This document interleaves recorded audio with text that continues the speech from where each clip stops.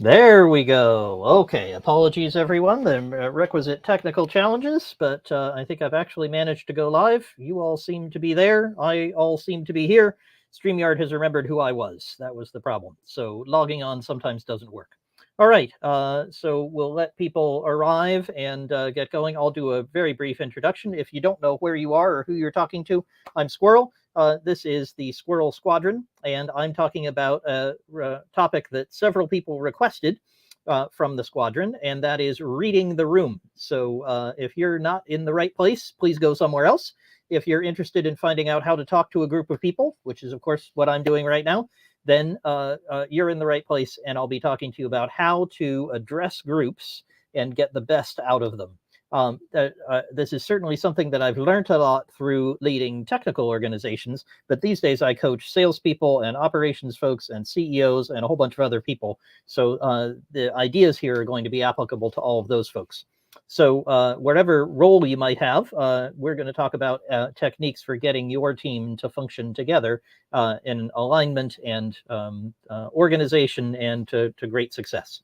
So a brief introduction to the squadron while you all are coming. Oh, and I should ask you, I don't have my friend Laura with me today, who normally manages these for me and keeps the squadron going. She's my community manager. So if you can't hear me, please tell me. If I look funny, please tell me. So throw that in the comments. I can see the comments from whatever platform you might be on. And in particular, all of you, please, whether or not I look funny, please let me know what brought you here. So what topics are interesting to you? What made this idea, this subject interesting to you? And what questions do you have? This works much better if you bring me lots of questions, if you throw things in the chat and say, hey, Squirrel, I disagree with that. I tried that with my team yesterday. It doesn't work. All of that kind of stuff is very, very helpful. So please make sure to do that as you come in. So throw in the comments. Do I look okay? Can you hear me okay? Is the video all working? And also, what brought you here? That'll help me get going. Now, just a brief word about what the squadron is, why you might want to participate in these events, what's going on with it. So the Squirrel Squadron is my community of tech and non-tech people learning from each other. And what we do all the time in events like this, on an online forum that I'll talk about in a second, in questions and comments and discussion that we have all throughout the community of about 2,400, I think we're up to now, different people around the world, is how to get tech to be insanely profitable. How can we get the best out of our technology? And the funny thing is that there's lots of groups of technologists all talking about that. And there's lots of groups of COOs and CEOs and CFOs and people with all kinds of other fancy executive titles, but none of it brings them all together. So that's what this community is all about. We have discussions on the forum like, where did my notes go? Discussions on the forum like, what's an early evangelist? How do you find those early people who really are excited about whatever it is that you're building, whether that's an internal IT project or a new product in a startup or something else? You got to get those early people. Who are they? How do you find them? We had a wonderful example from Louise in the community where I really pushed her to launch quick, get it out, get people looking at your product, and she found a use that nobody had ever thought of before. Certainly she hadn't, and that's going to be tremendous value to her. We also have discussions of fun things like our word of the week this week was eggcorn, which is how some people say the word acorn, and they spell it EGGCORN. And it turns out there's lots of those in technology as well, places where people mishear and misunderstand. So we try to debug and demystify technobabble as well for people. Events coming up. I'm in Belgium next week. So I won't be online, but if you happen to come to Belgium and come to the Journey Agile meetup, you might even hear me speaking French. Je ne parle beaucoup français. And the week after that is a very special event. I'm going to be speaking in Chinese, although I've never spoken Chinese or been to China, and also in English. So it's going to be simultaneously translated. The topic is transformative conversations. So whether you speak English or Chinese, or if you have a friend who does both or does one or the other, come along and enjoy the discussion there. Very unusual to get a chance to talk to people in China, but we have a squadron member who's very adept at getting around the Chinese firewall, so he's going to very cleverly do that for us. Right. Then the week after that, so that's the next 2 weeks. And then after that, we have one on why meetings suck. I have the feeling that that's going to be popular. I don't know why, but we have a special guest there who has done a lot of study of meetings. So come along and look at all those. That's on squirrelsquadron.com if you'd like to join any of those. Hey, we have Roland here. Roland knows he has to improve his joint design. Roland's a very vigorous, very active squadron member. So very glad to see you, Roland, and thanks for sharing your challenge and question. Other people are very welcome. I can see you're out there. If you don't want to put things in the chat or you're driving or something, please don't. Be safe. I'd love more comments and certainly questions as we go along. Roland, I assume you would tell me if you can't see me or hear me. So I assume that everything is working. Great. Without Laura here, I have to kind of wing it by myself here. Right. So let me start with one of the most basic things about talking to a group, which is talk to all of the group. Now, something that often happens is when you want to talk to, say, your technology team, and you're not a technologist yourself, or you are, but you're not knowledgeable about that specialty. It can be scary to go and talk to them because they have all this special knowledge and this special jargon and technobabble that they use and so on. And so a very common human action is to say, well, I'll just talk to the manager. I'll just talk to the person who's been here the longest, the one I always ask questions of. I'll talk to somebody who understands it, and they can tell the team, right? They can kind of translate what I have to say. Now, it may be that, in the next couple of weeks, I'm going to be speaking in French and Chinese with a lot of help, but that's not the way you want to go if you can avoid it. Assuming that your team all does actually speak the same human language, that would be a different, interesting topic. Maybe we should do that sometime. How do you handle translation? But assuming they speak the same human language, talk to all of them. And the more inclusive you can be, the better. So, for example, if you want to introduce I've got a client who's introducing a new IT setup. They're going to start using a different chat platform because everybody loves WhatsApp. And guess what? WhatsApp is completely insecure for them. There's ways to make it secure, but for them, it isn't set up right and doesn't have the right kinds of controls for the highly regulated industry that they're in. And a huge risk that she's facing right now is how do I keep this under control? How do I make sure that we don't have stuff leaking out of WhatsApp into other places where it shouldn't be, and I get in trouble with the regulator. So she's making a shift. That's a very smart thing to do. But what she's going to do is make sure that she addresses the whole company about that topic. That's my consistent advice to her.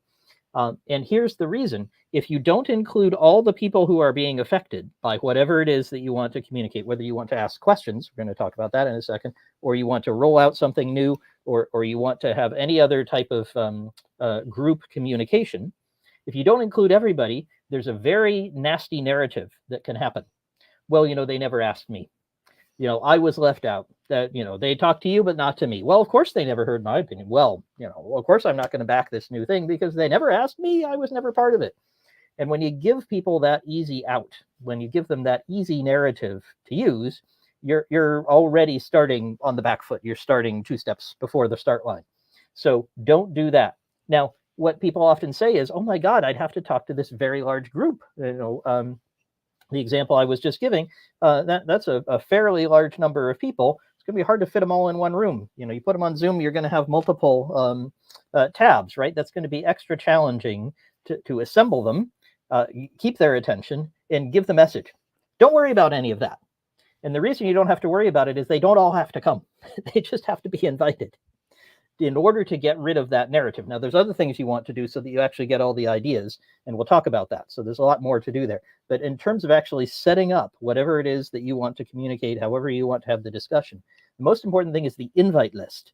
Not necessarily whether everyone comes, whether they're all actually paying attention. Someone may be playing some video games while they're listening. I know that happens in Zoom. I promise I've never done it, ever.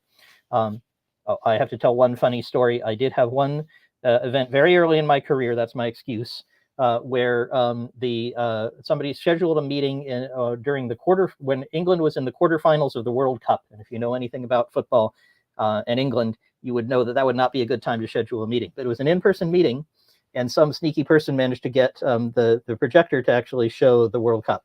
So I've never seen a group of people cheer and cry and cheer again totally silently while someone else was on the speakerphone before, and I hope I never do again. So that may be happening, right? There may be people who are not paying attention, but that's on them.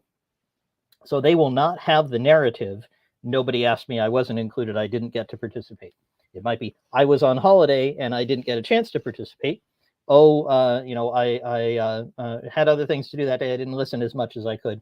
But that's a very different narrative. That's a very different position. So my first and foremost advice for addressing a group of people, getting a group of people to be aligned and work on something and come perhaps to a new point of view is include them, include everybody, and don't leave anyone out. You then have a problem of group management. Suddenly you have all these people, right? And they're going to fire loads of questions at you, and they're going to bring up things you didn't expect, and that might be quite nerve-wracking for you.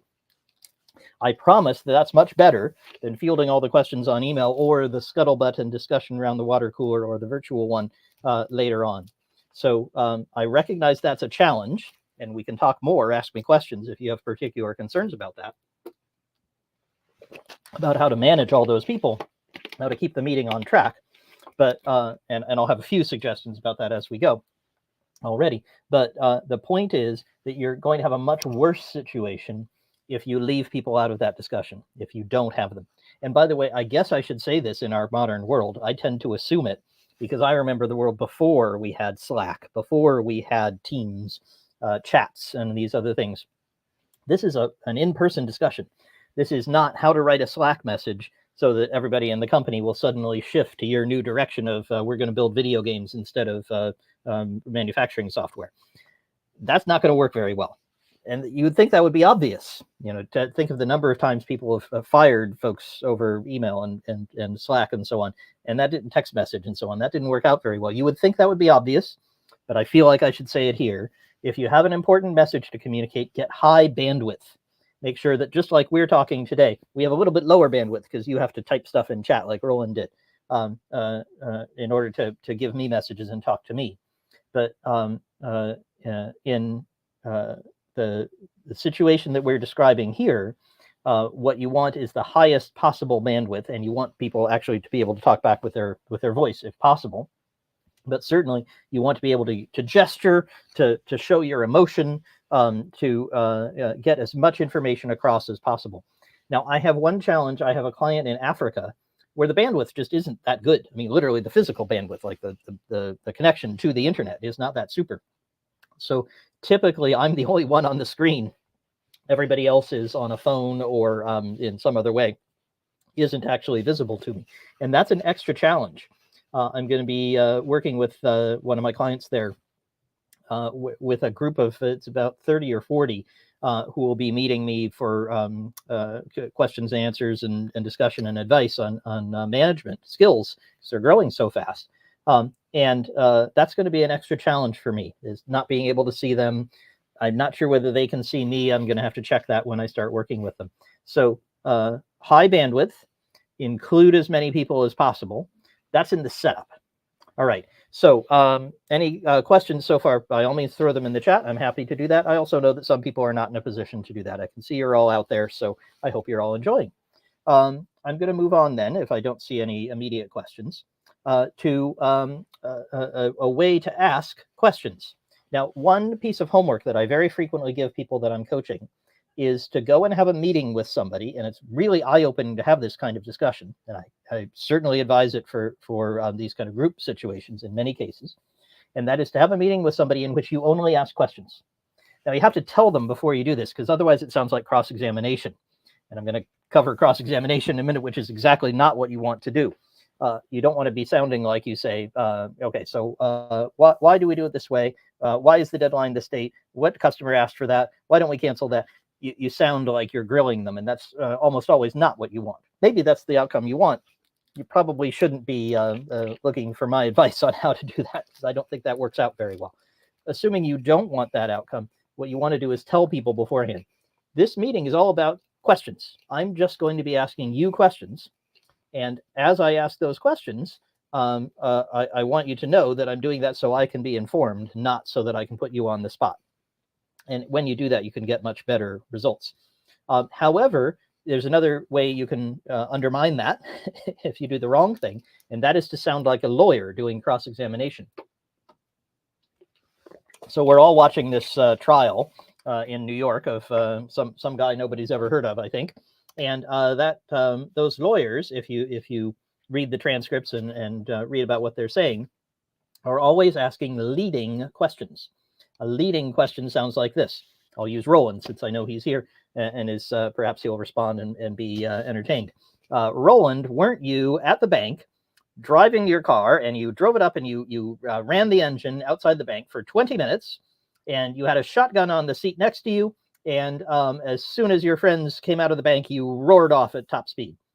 Isn't that what you were doing? And of course, what I'm trying to do is put Roland in the frame to be the getaway driver in the bank robbery, and Roland probably doesn't want that.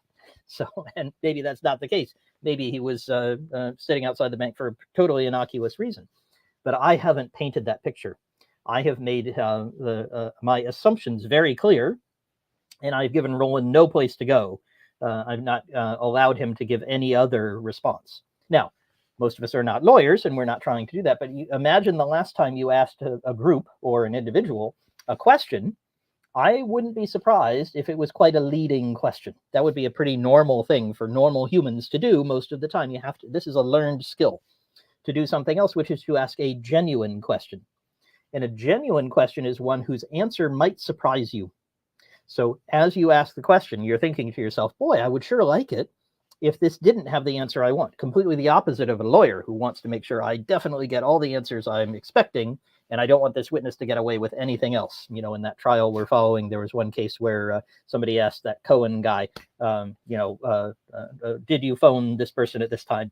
And he said, no, would you like me to tell you why not? No, I don't want to hear that, says the lawyer. And on to the next thing, because they're trying to box him in. They just want to hear their answer and keep going.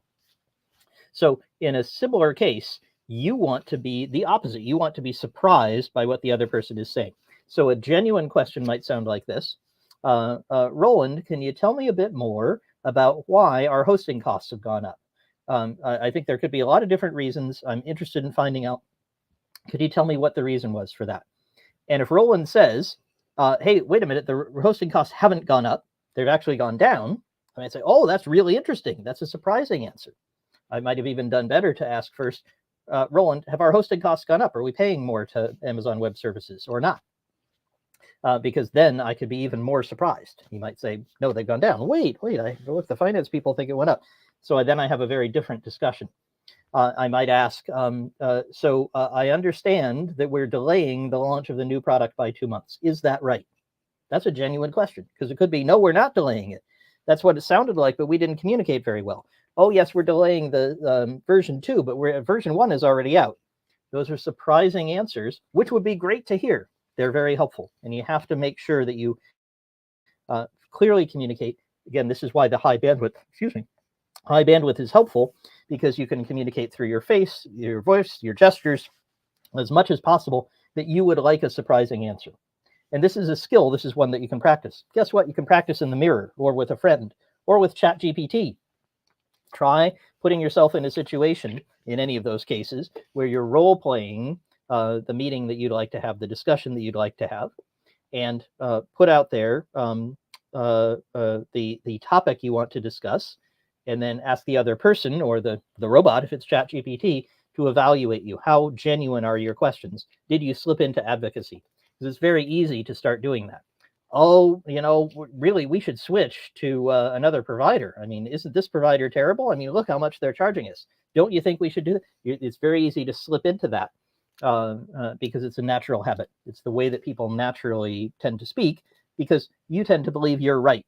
And the thing you have to believe when you're asking genuine questions is that you might be wrong. And that's really hard. So this is, you're going to be tired after this discussion. This is not going to be the simplest and easiest and lightest touch activities you've done all day. But what you're going to get out of it is much better answers, surprising answers and surprising results. Now, I want to tell a story, which again goes to this question of bandwidth, as well as making sure that you're asking genuine questions and responding to the other people in the room. So I had a very difficult report that I provided. It was quite critical. It was evaluating a particular company that an investor asked me to look at for them. And I didn't think they were doing a very good job. And my job, of course, in writing an evaluation, an assessment of that company, was to tell it like I saw it and describe where I saw that things weren't working. Well, I had a colleague with me. I had someone who was working with me on the assessment, and he was along with me in the group setting. So we were discussing with the company what we had found in our analysis and our evaluation of what they had done. And we hadn't been real positive. They had made some really serious mistakes, and we were pointing them out. And they weren't very happy about it. They didn't agree. They said, no, we haven't made that mistake. This is actually fine. You didn't get the right information. And one of the members of the group was getting more and more red in the face as my colleague kept giving more and more negative information. Well, you haven't done this. This isn't what's happening. You've left out this process. You haven't done these backups. And he kept pointing these things out, and the other person kept denying each one. So the fancy name for this is dueling ladders, if you know about the ladder of inference. They were operating, my colleague and the CEO of the company were operating from their own assumptions without ever asking each other any questions. So this was not going well. I tried to intervene a couple of times, but it can be a little difficult on Zoom. So I'm telling the story so you can be aware that these kinds of things can happen and that you need to intervene in the moment, intervene early. So what I eventually did is cut off his microphone, my colleague. I said, you haven't been reading the room well. That's the name for the reason that this session has this title, because my colleague hadn't been reading the room well. He didn't understand, he didn't appreciate, and he hadn't asked about the reactions of the other people in the room. Had he done that, had he said, how's this working for you? Do you agree? No, I don't agree. This sucks. That would have been a very helpful and surprising answer to his question, because he wasn't picking up the signals, which were not that subtle, that the company wasn't very happy with our criticisms. So we stuck to our guns. We did provide the same feedback to the investor that we had provided to the company, but I did have to take pretty severe action to make sure that our meeting stayed on track. And you might have to take similar action when you're dealing with a group. You want to make sure to police the usage of genuine questions. And when that breaks down, you want to get on it quickly and make sure that you stop perhaps the person that you're asking questions of, or somebody, in my case, on my team, somebody I had brought to the meeting who wasn't asking the appropriate questions, and therefore was pretty rapidly sliding down the hill, sliding toward a very negative interaction with the company, which we didn't want. We wanted them to hear our criticisms, take what they found useful, make use of it, give the investor the right feedback, but also to be useful to the company. Then I had to intervene pretty strongly to make that happen. Okay, so I've got through including everybody, making sure you have high bandwidth, and asking genuine questions. Anybody got a question with this so far? That's perfectly fine if you don't have any. I'll just get through my material quicker and I'll go walk the dog. But if you have a question, please put it in the chat. I would love to answer.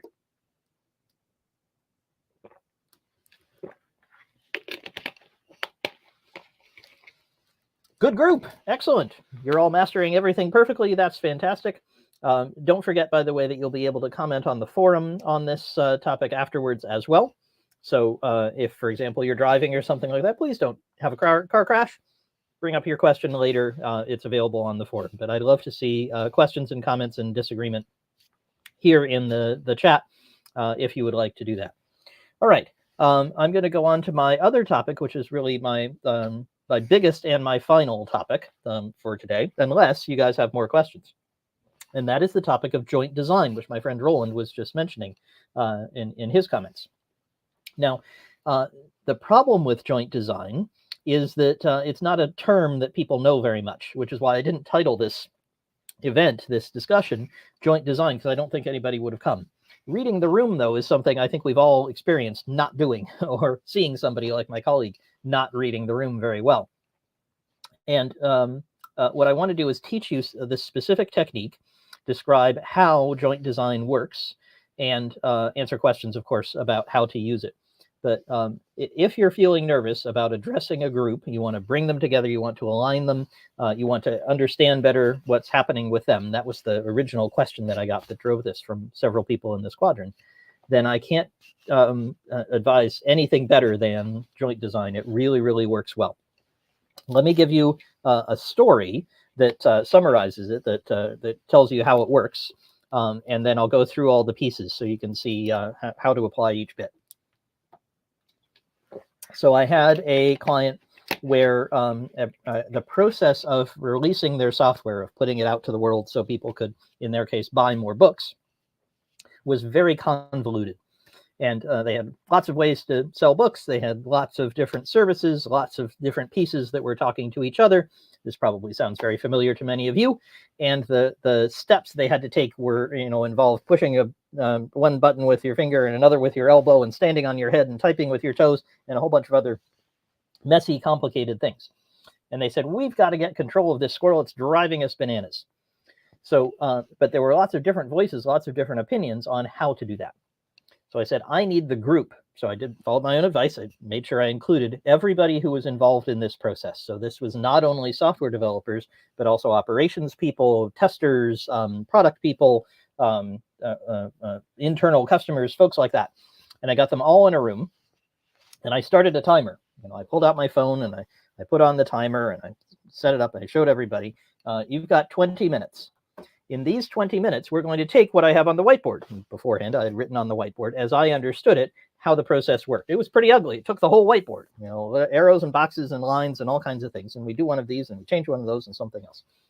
And I said, what we're going to do in this meeting is that I have my rubber right here. For Americans, that's an eraser, the bit that takes things off. And I have my pen right here. And we're going to erase some things and put them in with pen and so on. But when the timer goes off, whatever's on the whiteboard, that's what we're going to do for the next 2 weeks. And by that means, I'm going to make sure that I decide which things we change. And I might get that wrong. That's okay. It'll only last for 2 weeks. And we're also going to make sure that we do change a number of things, and we actually change them at the end of the time that we've allotted.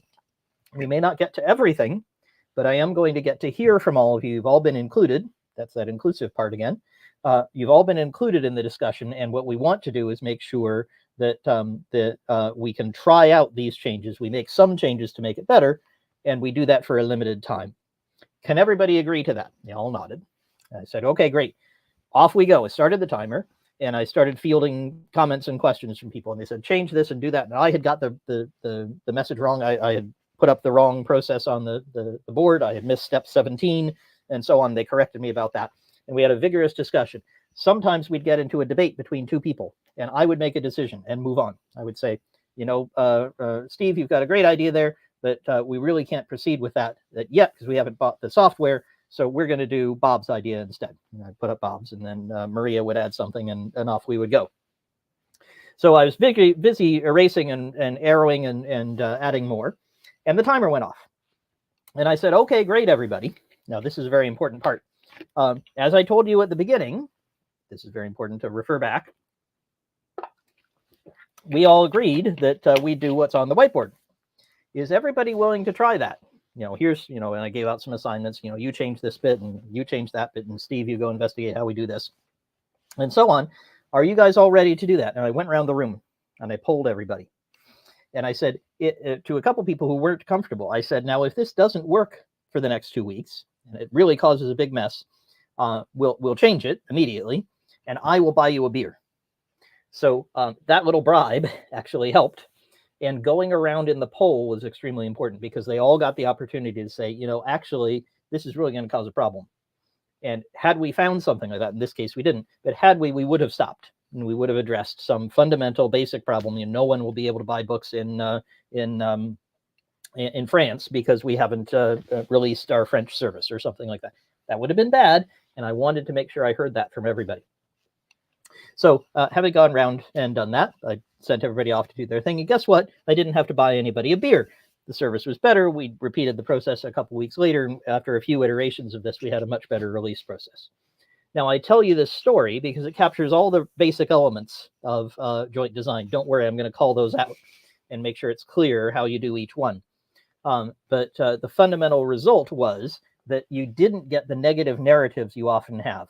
And the two really kind of dangers, the kind of Scylla and Charybdis of having a discussion like this and trying to create alignment, is either somebody says, look, they didn't even ask me, or they didn't listen to me.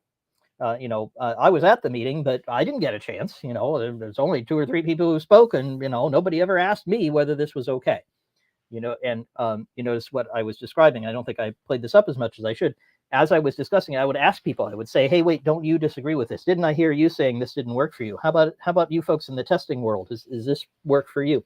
So I was pulling out people and trying to get them to tell me where they were unhappy. And when we figured that out and where we could modify and change the result, and we had it up visible for everybody to work with on the whiteboard, that really built their alignment, even if I listened to them and then decided against them, because they had been heard.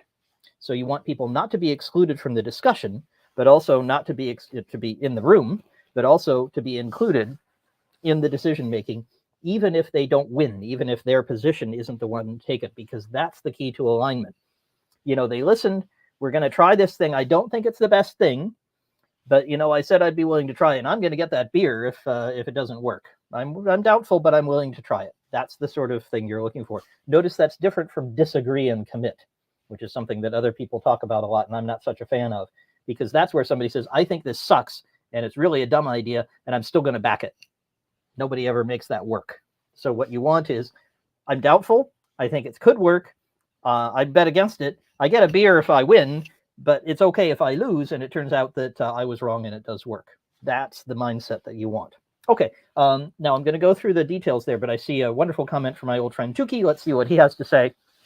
Long one, so I'm not going to try to put it up on the screen.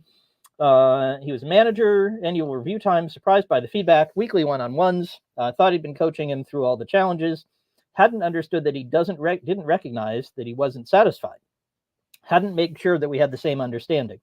A really humbling experience because it gave me pause. Oh, and actually, Tuki, you've written so much that I can't read it all, but I got the idea that in this case, this is more of a one-on-one situation, but it's the same kind of problem multiplied by 10 or 20 or 100 that can happen in a group, where you don't get clarity on what important words mean. Now, this is one I wasn't going to cover, but I'm really glad that Tuki brought it up. If you have specific language, if you have information that you want everyone to work with, make sure that's visible and discussed and agreed ahead of time. And that could be, in the introduction to the meeting, you say, now we're discussing our rollout in Europe. That means we're not going to talk about the US. So anybody who talks about the US, that's not our topic today. We're only talking about how we roll out in Europe and Belgium. And those are the 3 places we're working with. Everybody got that. That's what rollout means. And then you have the discussion of how you roll out your product in those countries. But you want to make sure that the important words are defined ahead of time. And I have a great story about this to match Tuki's. I had a client earlier this year who was desperately trying to do something not unlike that rollout situation. They were working in different locales. And their problem was they kept talking about how to roll out further, how to do more of what they were doing. And the problem was that rollout meant something different to everybody in the organization. So they were having vigorous debates, pounding on the table, red in the face, really passionate about what it meant to roll out. And it turned out that they actually meant the same thing, that they were arguing on the same side. But because they weren't clear on what the words meant, they had got themselves in quite a mess. And there's one clever guy there who figured this out with a little help from me, but mainly he did it. And he said, folks, we just haven't defined this. Here's what this means for us, their equivalent of rolling out. And once he defined it, it was much, much clearer, and that could help a lot. Now, Tuki, I don't know if that's your situation exactly, but thank you for bringing that up. And feel free to comment further. You always have great stories, which I really appreciate. So with that, I'm going to turn to some details about that story I told about the release process. And let's have a look at what are the pieces that went into that joint design. And I'm going to refer to Agile Conversations, by the way, use my own book for my own notes. So the first element of joint design is include as many people as possible. Include all the people who matter. Include more people than you think. So we talked about that at the beginning. Ask genuine questions. Hey, guess what? We covered that one as well. Now, this is one I didn't play up as much in the story, but I want to underline it again. Invite opposing views. So figure out who in the room ahead of time might see one particular topic in one way. The testing people are always pushing us to document the tests better. They want test scripts. They're always asking for test scripts. And I want to make sure I hear from them, even though I think we shouldn't spend much time writing test scripts. You want to go against your own beliefs and make sure that you are giving them a full opportunity with genuine questions to give you information that might be valuable. The regulator expects us to have test scripts. Well, I'd sure like to know that so I don't go to jail. Thank you very much for telling me that. That is really helpful. That's the sort of thing that you want to have coming in from that inviting opposing views. And if you get a debate going, make sure that you allow each side some time. You may have to help with this because you may have people who are a little less likely to speak up. They might be in certain types of marginalized groups. They might be there might be the folks who are on the phone, right? So you have a group in person and a group on the screen. You have to say, hang on, folks, let's listen to the people on the screen, or the people in a faraway country whose English might not be as good. You want to be looking for those folks, and you want to make sure that if they have an opposing view, you hear it. And this goes back to the narrative that you're trying to eliminate, namely, I was in the meeting, but nobody listened. You know, they never called on me. They never asked for my opinion. Therefore, they didn't consider this issue. And so, you know, I'll go along with it, but it won't work. You want to undermine that. You want to delete that. You want to make sure that goes away as quickly as possible. Time box the discussion. So you remember I said I had the phone and I set up a timer on it, and I said, at 20 minutes, the alarm's going to go off. And I stopped the clock. You know, as soon as 20 minutes were up, I cut off the discussion and said, we're doing what's on the whiteboard. Oh, by the way, I should say this, that Tuki's suggestion about, you know, getting the language right, the whiteboard was an important element here because it gave everybody something to focus on.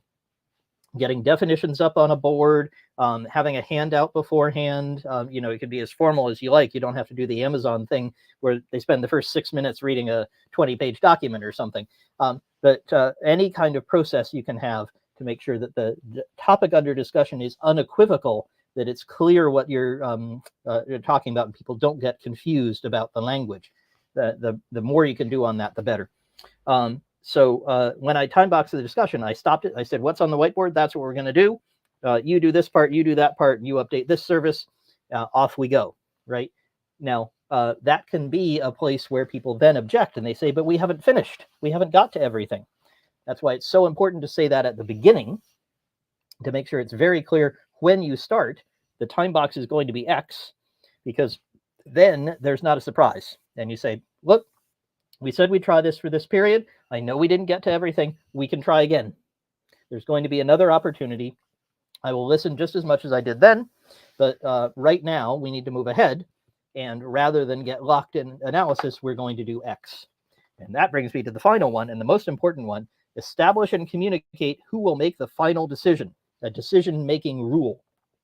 And the decision-making rule, in my case, in the example I was giving, was me. I said, look, I'm going to decide. You guys have a debate, and I'm going to take my pen, because I'm the one holding the pen, and I'm going to draw this result over here. Now, it doesn't have to be someone in the room. It could be, say, look, we're going to present all the views to this other group or person or whoever it is, take it to the CEO and say, we heard this and we heard that, you decide.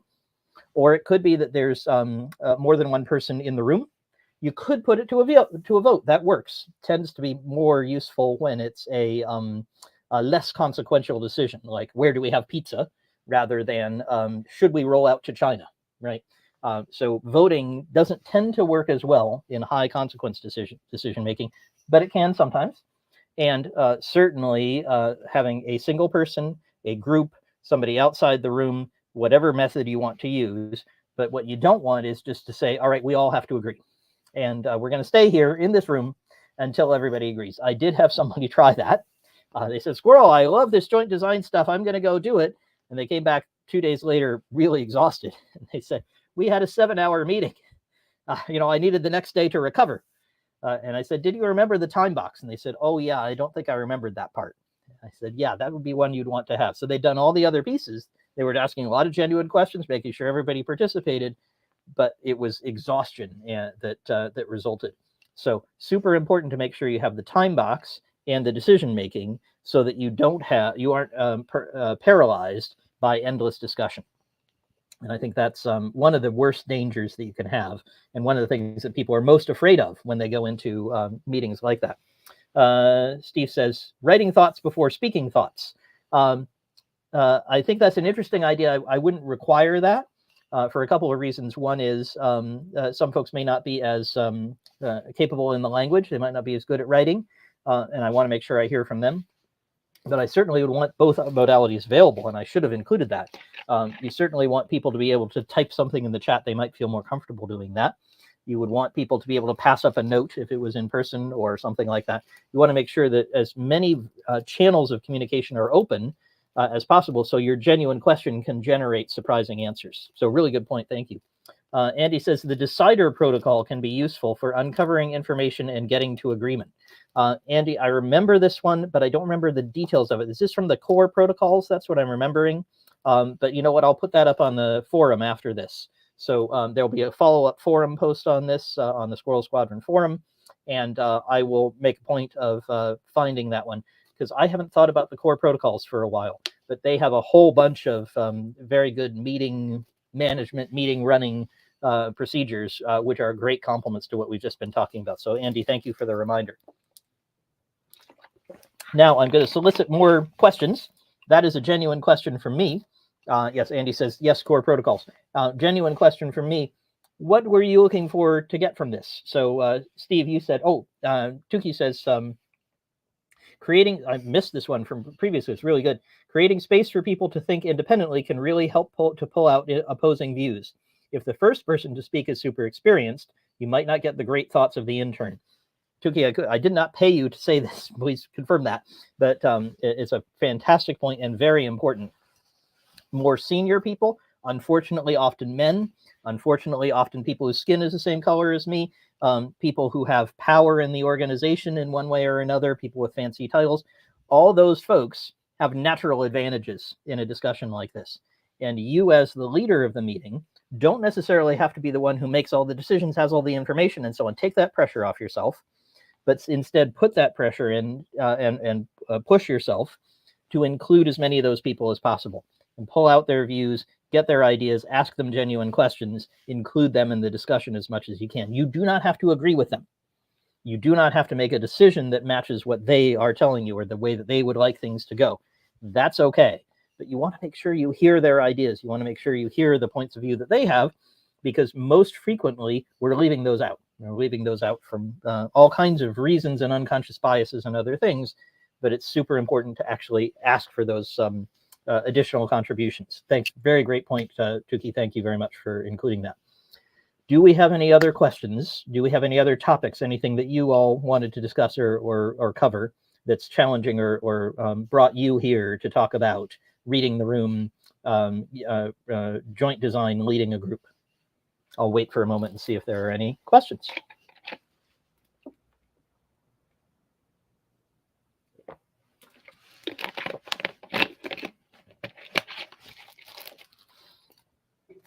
I'm not hearing any questions. I'm going to give it just another moment.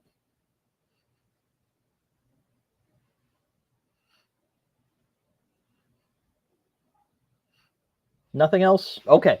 So thanks, folks, for coming. I have one, it's not a, well, there's one brief story that I do want to tell. And that is that I came into an organization that had been battling each other for months. There were just pitched battles, very frustrated people. They weren't able to get software out quickly, which was the sort of thing that they wanted to do. And I came in to do a process of joint design. And I had one of the most oppositional groups that I've had. This group was just really sour. They'd really been beaten up. They'd been through the ringer. And when I came along to try to pull out their opinions, to align them, to help them to see how they could cooperate, I wasn't getting anywhere. And so the thing that I did, which really broke this up, was to bring that up to the group and to say, hey, folks, I've noticed that we're not aligned here, that you guys have some real serious challenges, and that you have, on this side of the room, you have this point of view, and you on that side of the room, you have that one. And by making that a discussable topic and inviting comments and asking genuine questions about that topic, I really kind of diffused the animosity in the room. So these techniques are very powerful for lots of different groups and lots of different situations. That's a more advanced use, which I thought I would mention. But if this is new to you, if the idea of bringing a group together, aligning them, making a product decision or a rollout decision or a marketing decision is new to you, don't worry about doing something quite that fancy.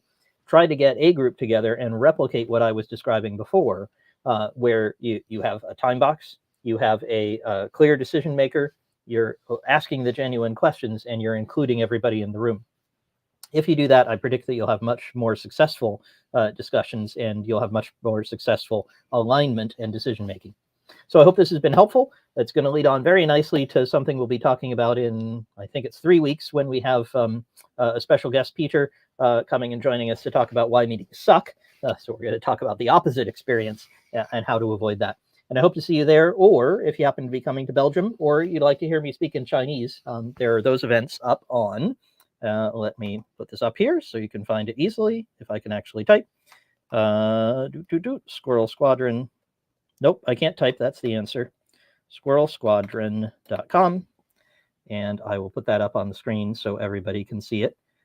That's where, if you'd like to discuss more with me, if you'd like to debate and think about these topics in future events on the forum or anyplace else, head on over to squirrelsquadron.com, where all this stuff is free. It's my way of giving back on our forum, in our events, and in other fun things at the Squirrel Squadron. I'd love to see you there. Have a wonderful day, everyone. Take care.